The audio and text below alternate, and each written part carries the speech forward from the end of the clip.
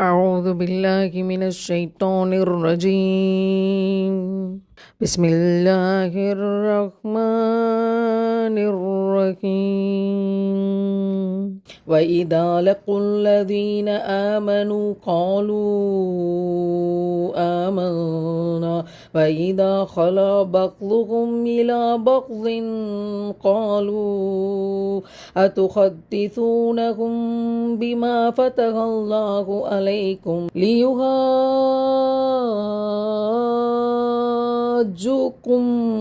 به عند ربكم أفلا تعقلون. அவர்கள் இறை நம்பிக்கை கொண்டோரை சந்தித்தால் நாங்கள் இறை நம்பிக்கை கொண்டுள்ளோம் என்று கூறுகின்றார்கள். அவர்களில் சிலரோடு தனியாக இருக்கும்போது அல்லாஹ் உங்களுக்கு தெளிவுபடுத்தியதை முஸ்லீம்களாகிய அவர்களிடம் ஏன் கூறுகின்றீர்கள்? அதன் மூலம் உங்கள் இறைவனிடம் உங்களுக்கு எதிராக அவர்கள் வழக்காடுவார்களே, இதை நீங்கள் புரிந்து கொள்ள மாட்டீர்களா என்று கூறுவார்கள். முஜாஹித் ரஹமத்துல்லாஹ் அவங்க சொல்கிறாங்க, நபிகள் நாயம் ஸல்லல்லாஹு அலைஹி வஸல்லம் அவர்கள் பனு குரைலாவில் வசித்த யூதர்களை முற்றுகையிட்ட போது அவர்களின் கோட்டைக்கு கீழே நின்று குரங்குகள் மற்றும் பன்றிகளாக உருமாற்றப்பட்டவர்களின் சகோதரர்களே, ஷைத்தான் எனும் தீய சக்திக்கு வழிபட்டோரே என்று கூறினார்கள். அப்போது அவர்கள், முகமதுக்கு இந்த செய்தியை கூறியவர் யார்?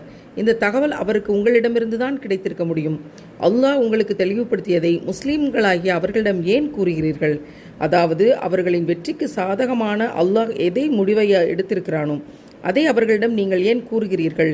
இதுவே உங்களுக்கு எதிரான ஆதாரமாக அமைந்துவிடுமே என்று தங்களுக்கிடையே பேசிக்கொண்டார்களாம். அதாவது சூரியனோட வெளிச்சத்தை கண்ணு முன்னாடி கையை வச்சு மறைச்சிக்கிட்டா அந்த வெளிச்சம் தெரியாதுங்கிற மாதிரி நீங்கள் நம்முடைய வேதத்தில் கொடுக்கப்பட்ட இந்த சத்தியத்தை முகமது நபிகள் நாயம் ஸல்லல்லாஹு அலைஹி வஸல்லம் அவங்களுடைய தோழர்கள்ட்ட சொல்லிடாதீங்க. நீங்கள் சொன்னால் அவங்க அதை தெரிஞ்சுக்குவாங்கல்ல, நீங்கள் சொல்லாமல் அதை மறைச்சிடலாம். அவங்களுக்கு தெரியவே தெரியாதுன்னு நினச்ச ஒரு கூட்டம் இருந்திருக்குதே. சூரியனுடைய வெளிச்சத்தை கைகளால் மறைக்க முடியுமா? மறைத்துத்தான் எதுவும் ஆக முடியுமா? இறைவன் வெளிச்சத்தை இஸ்லாத்திற்குள் வைத்திருக்கிறான். அந்த நம்பிக்கையில் இருந்து நிச்சயமாக அதன்பால் போராடி கொண்டிருக்கிறவர்களுக்கு வெற்றி உறுதி. இறுதி முடிவு இறை நம்பிக்கையாளர்களுக்கே என்று இறைவன் மிக தெளிவாக தந்திருக்கிறான். நாங்களும் இறை நம்பிக்கையாளர்கள் ஈமான் கொண்டோம்னு சொன்னாங்க. ஆனால் கண்ணாடியில் பார்த்தா வேற உருவம் தெரியுது. அப்படி ஒரு கண்ணாடி இருந்தால் எப்படி இருக்கும்னு யோசிச்சு பாருங்களேன்.